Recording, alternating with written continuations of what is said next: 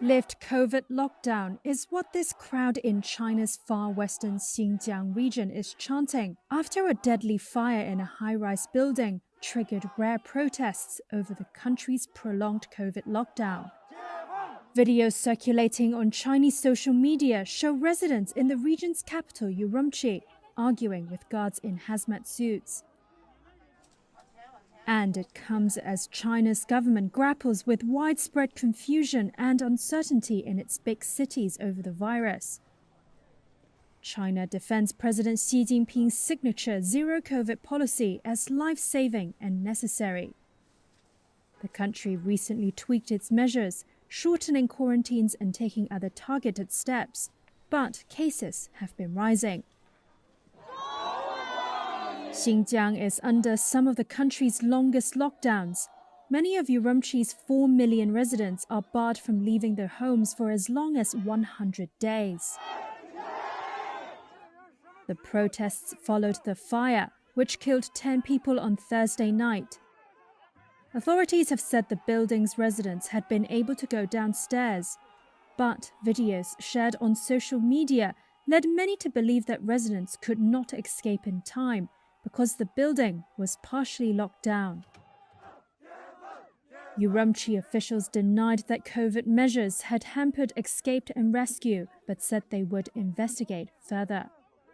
3, 2, 1, engines full power, and liftoff of CRS-26, Go Falcon, and Happy Thanksgiving ISS.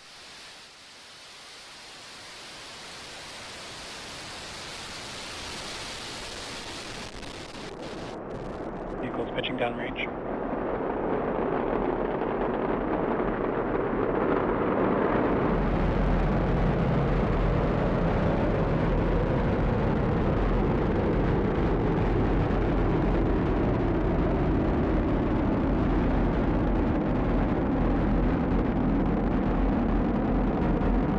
Power telemetry nominal. XQ.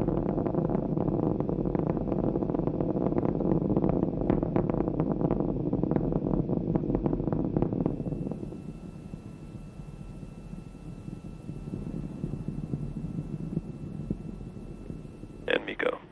Stage separation confirmed.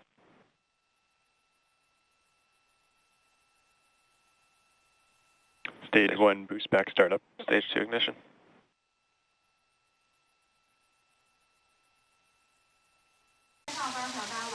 Taiwan President Tsai Ing-wen resigned as head of the ruling Democratic Progressive Party on Saturday following local election losses.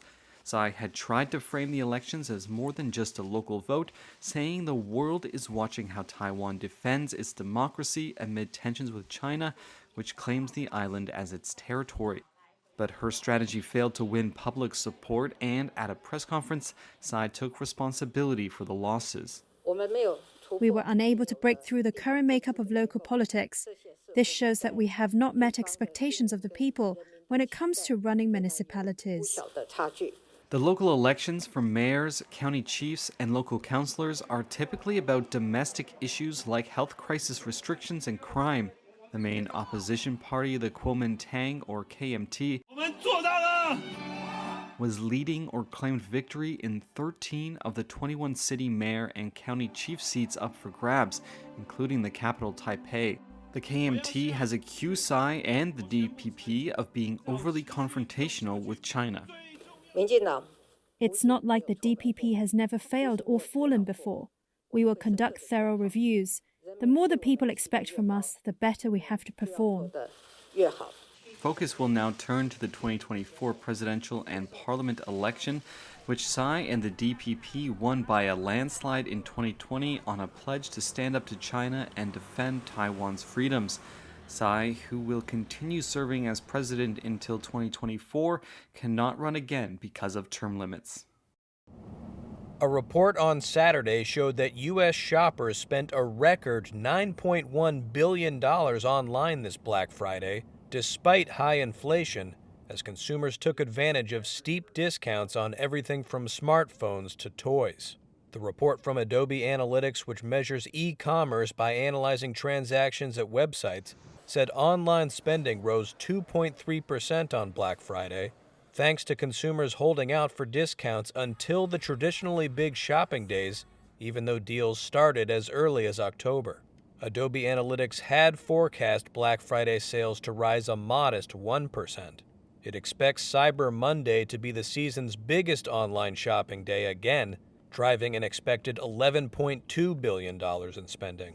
Consumers had been expected to flock to stores in record numbers this year, but Friday morning saw less in-store traffic than usual, with sporadic rain in some parts of the country. Americans used their smartphones to make holiday purchases, with data from Adobe showing shopping done on mobile devices represented 48% of all Black Friday digital sales. Workers tended wood-burning stoves inside Kyiv's central railway station, where passengers tried to stay warm on Friday.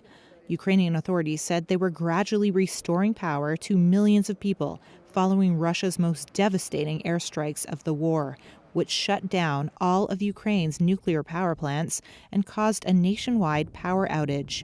But even after reconnecting the country's 4 nuclear power plants, the national power grid said 30% of electricity was still out as of Friday night and asked people to cut back on their energy use.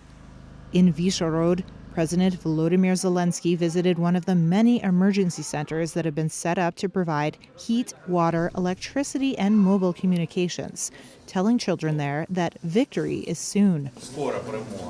Later, in an evening address, Zelensky criticized Kyiv Mayor Vitaly Klitschko for doing what he said was a poor job setting up similar shelters as temperatures fell below zero.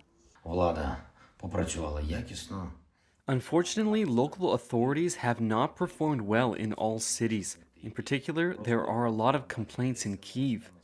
To put it mildly, more work is needed. Please pay attention. Kyivians need more support. The remarks were unusual since Zelensky has sought to cultivate an image of national unity during the war and usually showers officials with praise. Ukraine says Russian attacks intended to cause civilian misery are a war crime. Moscow says the attacks on basic infrastructure are militarily legitimate and that Kyiv can end the suffering of its people if it yields to Russian demands.